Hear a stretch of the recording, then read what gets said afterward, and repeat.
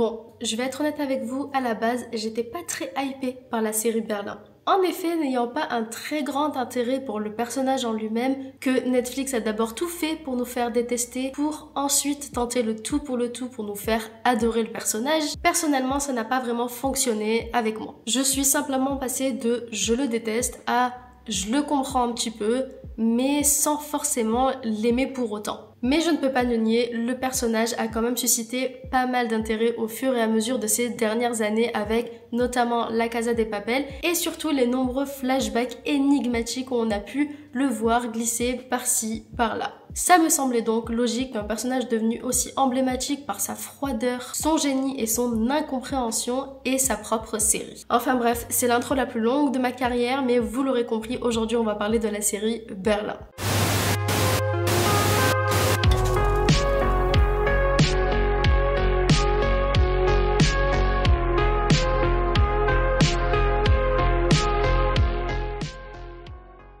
Comme toujours lors de mes critiques, je vais découper ça en plusieurs parties. On va d'abord parler de l'intrigue principale, ensuite des sous-intrigues, des personnages, du côté émotionnel et pour terminer avec la scénographie. Dans cette vidéo, il n'y aura aucun spoil à part peut-être à la toute fin de la vidéo, mais je vous indiquerai à quel moment le spoil commence. Commençons donc avec l'intrigue principale de cette série qui n'est autre bien évidemment qu'un casse de bijoux d'une valeur de plus de 44 millions d'euros. Jusque-là, on connaît la chanson, on a la présentation de l'équipe de choc dont je vous parlerai un peu plus tard dans la vidéo et surtout l'explication au fur et à mesure des épisodes du casse en lui-même. Avec cette série, clairement, on va rester dans les mêmes codes que La Casa de Papel. On change simplement le casse et l'équipe. On pourrait d'ailleurs se dire que l'histoire risque d'être redondante, qu'elle ressemblera beaucoup trop à La Casa de Papel, et pourtant je trouve que là encore, ils ont réussi à nous surprendre. On ne se retrouve plus dans une prise d'otage bruyante,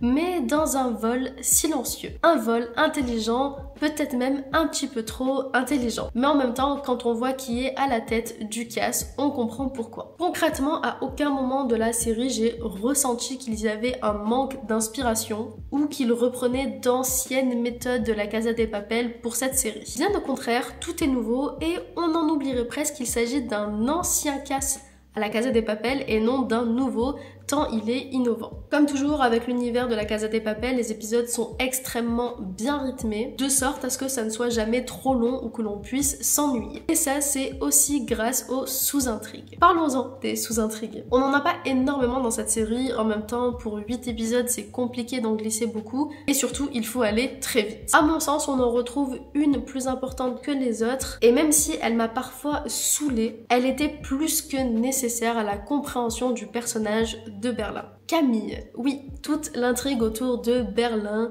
et Camille. Il faut qu'on en parle. Leur relation, la tromperie, la manipulation, le fait de voir Berlin tomber amoureux, c'était un mal pour un bien. Alors pourquoi est-ce que je parle de un mal pour un bien? Tout simplement parce que j'ai trouvé le personnage de Camille assez insipide, mais en même temps elle représente tellement bien ce dont Berlin avait besoin à ce moment-là de son histoire. Pour comprendre pourquoi Berlin était devenu si dur, si cruel, si froid et sociopathe dans La Casa de Papel, on avait besoin de voir un Berlin heureux, de voir un Berlin amoureux et surtout un Berlin dévasté par cet amour et loin d'être parfait lors d'un casse qui fait des erreurs. Erreurs d'ailleurs qui finiront presque par lui coûter. En dehors de Camille et de Berlin, en termes de sous-intrigue, tout va se passer au sein du petit groupe de braqueurs qu'on va découvrir pendant qu'ils se découvrent eux-mêmes les uns les autres. Et je suis très contente de ça parce que j'avais extrêmement peur qu'ils essayent de remplacer Tokyo, Nairobi, Rio, Denver et les autres par les nouveaux personnages dont Cameron, Kayla, Roy, Bruce et Damian. Et au final, ils ont réussi à leur donner chacun leur personnalité sans aller la voler ailleurs. Donc non, pas de comparaison avec les personnages de La Casa de Papel dans cette vidéo. D'ailleurs, parlons-en des personnages. On va commencer par Berlin, bien évidemment. Je suis assez mitigée quant au choix pour ce dernier lors de cette série. Encore une fois, même si je comprends l'intérêt de le montrer sous le prisme de l'amour, je trouve que son personnage s'y perd un peu trop parfois. Et clairement, ça m'a limite énervée étant donné que j'étais devant mon écran en essayant de lui dire « Dépêche-toi de quitter Paris au lieu de rester avec Camille ». Mais bref. En soi, le personnage est extrêmement bien construit, bien évidemment. Et j'ai hâte de voir une suite concernant le personnage de Berlin parce que j'ai vraiment hâte de voir à quel moment il y a eu ce basculement entre le Berlin qu'on vient de découvrir dans cette série et le Berlin que l'on connaissait de La Casa de Papel. Parce qu'il y a un vrai switch entre les deux et j'ai hâte de voir ce moment-là dans la série. De voir le moment où il est complètement brisé par l'amour, le moment où il découvre qu'il est malade et qu'il va mourir. Je pense très certainement que la suite de la série Berlin, s'il y a une suite, va nous réserver de très beaux moments concernant le personnage de Berlin. Et moi qui n'ai aucun intérêt de base pour ce personnage, eh bien j'ai hâte de voir ça. Concernant le personnage de Roy, j'ai trouvé son personnage extrêmement intéressant d'un point de vue psychologique. Il a d'énormes daddy issues et en même temps on comprend pourquoi. Et j'ai trouvé sa relation avec Berlin très parlante, même si malheureusement, étant donné que Berlin était occupé la moitié de son temps avec Camille, on n'a pas pu en voir davantage concernant leur relation aux deux. Et je trouve ça extrêmement dommage. On voit clairement que Roy est en souffrance tout au long de la série et que la seule chose qu'il souhaite c'est l'approbation d'un père qu'il n'a pas pu avoir et qu'il recherche au sein de Berlin. J'ai beaucoup aimé d'ailleurs toutes les métaphores avec les lunettes, un coup il les porte, un coup il les enlève, un coup il les reporte, puis il se met à les casser, puis finalement dans la scène suivante on voit qu'il les a encore. Enfin bref, on voit vraiment qu'il y a une ambivalence entre ce qu'il veut faire et ce pourquoi il a été limite conditionné, formé à devoir faire. Le fait qu'il recherche tout simplement en permanence un repère et un père dans le personnage de Berlin. Malgré ça, son personnage est loin d'être chiant, même si au départ j'ai eu un petit peu peur que justement il soit trop aux ordres de Berlin et qu'il n'ait pas sa propre personnalité entre guillemets, et pourtant ce n'est absolument pas le cas. Il a totalement sa place dans l'équipe. Et concrètement, j'ai énormément aimé le voir à l'écran. Parlons de Cameron maintenant. Alors pour ce qui est de Cameron, je vais être honnête avec vous, en la voyant arriver à l'écran, j'ai eu un petit peu peur parce que j'ai vraiment eu l'impression qu'ils avaient essayé de faire un mélange entre Nairobi et Tokyo, que ce soit dans son attitude ou que ce soit physiquement. Mais au final, très bonne surprise concernant son personnage que j'ai adoré. Elle était plutôt énigmatique et on n'arrivait pas trop à la cerner tout au long de la série. J'avoue avoir même été un tout petit peu déçue quant à la raison de son internement, mais au final, je me suis vite rendu compte que c'était plutôt logique et surtout plutôt réaliste entre guillemets, donc ça m'allait. J'ai malheureusement pas grand chose à dire sur le personnage de Cameron parce que on ne fouille pas trop à ce niveau-là, à part comme je vous l'ai dit quand on apprend pourquoi est-ce qu'elle s'est fait interner, mais en dehors de ça, on ne sait pas comment est-ce qu'elle en est arrivée là, pourquoi est-ce qu'elle est ici, pourquoi est-ce qu'elle est dans ce braquage. Bref,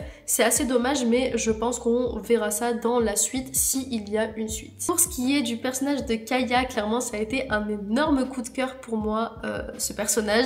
Je l'ai trouvé incroyable et surtout je l'ai trouvé très atypique. La fille timide, hackeuse et braqueuse, fallait le faire quand même. Comme je vous le disais, c'était un personnage assez atypique qu'on n'a pas forcément l'habitude de voir dans ce genre de série et surtout dans ce genre d'univers. Et au final, ça marchait parfaitement bien. Son rôle était d'ailleurs l'un des plus fondamentaux au sein de l'équipe. Sans elle, clairement, rien ne pouvait se faire. Et du coup, c'est ce qui m'a fait encore plus aimer son personnage. J'ai adoré d'ailleurs la construction de son personnage, le fait que progressivement, elle va commencer petit à petit à prendre en confiance en elle, sans pour autant changer qui elle est. Elle va rester la même tout en prenant confiance et ça, c'est trop cool. Par contre, pour Kaya aussi, on ne connaît rien de son passé et j'avoue que ça m'a un petit peu frustrée là aussi parce que j'aurais aimé en savoir plus. Et surtout de comprendre comment une jeune femme aussi timide et intelligente qu'elle a pu finir en tant que braqueuse. Parce qu'encore une fois, c'est très atypique et j'aurais aimé en savoir plus. Pour ce qui est de Bruce, alors lui, pour le coup, je pensais pas que j'allais aimer son personnage au début parce que j'avais vraiment l'impression, pour le coup, qu'ils étaient en train de faire un deuxième Denver, un peu casse-gueule, le mec qui rigole tout le temps, qui est pas très sérieux, sans évidemment le rire iconique de Denver, mais au final ça a pas du tout, mais vraiment pas du tout été le cas, donc vraiment comme quoi ne vous fiez pas à La Casa de Papel quand vous regardez cette série. Certes, il y a une nouvelle équipe qui ressemble un petit peu, mais en fait ils ont tellement rien à voir avec l'équipe de Casa de Papel que vraiment n'essayez pas de les comparer, c'est pas comparable. Voilà, c'est petit aparté. Pour le coup, Bruce, j'ai beaucoup aimé son personnage, je l'ai trouvé très sympa à regarder à l'écran. J'ai beaucoup aimé surtout son duo avec Kaya, que j'ai trouvé extrêmement mignon et surtout très naturel, on va dire, comparé par exemple à Roy et Cameron, où j'ai trouvé que c'était un peu plus forcé de les mettre en binôme. Là, pour ce qui est de Kaya et de Bruce, c'était vraiment très naturel et j'ai beaucoup aimé le duo ensemble. Mais là encore, Bruce, j'ai pas grand chose à dire dessus parce que c'est peut-être celui dont on parle le moins dans la série. Et c'est dommage, mais je sais d'avance que s'il y a saison 2, on va forcément plus rentrer dans le détail de ces personnages-là, donc j'ai hâte de voir ça. Pas oublier qu'une première saison, surtout en format Netflix, donc en format 8 épisodes, c'est très compliqué de mettre beaucoup de détails sur les personnages, surtout quand de base il y a une petite équipe dès le début, mais je leur fais confiance, je sais très bien qu'ils réussiront à le faire dans la suite. Pour ce qui est de Damian, je vais être honnête avec vous, je suis assez mitigée pour son personnage, j'arrive pas à savoir si je l'aime bien ou pas. Voilà, très honnêtement. Il me semble un petit peu sur la retenue avec ce personnage dans le sens où il est là, on le voit, mais je le trouve très effacé. Donc, je sais pas trop. Je suis encore un petit peu mitigée avec ce personnage-là. C'est peut-être celui que je préfère le moins de toute l'équipe. Et bien évidemment, on va quand même parler de Camille, même si j'en ai déjà parlé un petit peu avant, mais j'ai pas aimé son personnage, je l'ai trouvé très insipide, très gnangnan, très chiante, disons-le hein, clairement. Donc je vais pas en parler pendant 2 heures. Pour moi, Camille, elle était simplement là pour servir au développement personnel de Berlin, donc bon, voilà quoi. Petit spoiler avant qu'on continue, donc si vous n'avez pas terminé Berlin, vous allez vous faire spoil, mais on en parle de Alicia et de Raquel. Je vais être honnête avec vous, je m'attendais pas du tout à voir ces 2 personnages apparaître à l'écran et ça a été une très bonne surprise. Je trouve qu'elles forment un très bon duo toutes les deux et j'espère sincèrement que s'il y a une saison 2, on les reverra ensemble parce que ça fonctionne vraiment très bien de les voir toutes les deux ensemble et de les voir œuvrer ensemble. Bref, voilà, ça a été une très bonne surprise pour moi de voir Raquel et Alicia dans la série et j'espère qu'on les reverra bien plus. En termes émotionnels, la série m'a tenue en haleine tout le long, je me suis pas ennuyée une seule fois. J'ai trouvé les épisodes d'ailleurs très fluides, sauf peut-être à un épisode qui,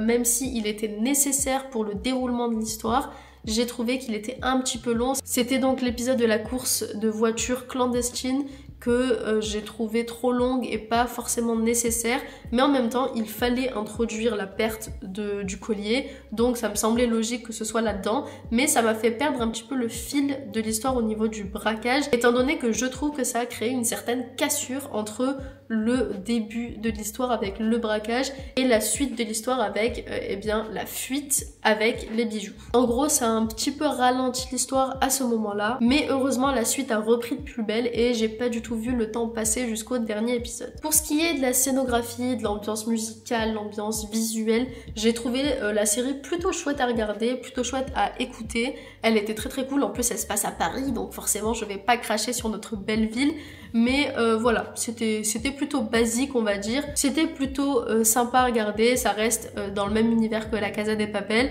donc pourquoi pas. Pour terminer, concrètement, j'ai vraiment eu l'impression que cette série, ou plutôt cette saison, a été sous le prisme de l'amour. L'amour d'un père pour Roy, l'amour d'une femme pour Damian, l'amour passionnel pour Berlin, le premier amour pour Kaya, l'amour sincère pour Bruce et l'amour sain pour Cameron. Bref, en volant des bijoux, j'avais surtout l'impression qu'ils étaient tous à la recherche d'un amour qu'ils ne retrouveraient pas dans ces bijoux. Enfin bref, si la vidéo vous a plu, n'hésitez pas à mettre un petit pouce en l'air et à vous abonner à la chaîne si c'est pas déjà fait. N'hésitez pas à me dire en commentaire également ce que vous avez pensé de la série, si vous avez aimé, pas aimé, si vous avez regardé, parce que je sais que certains d'entre vous n'ont pas forcément regardé.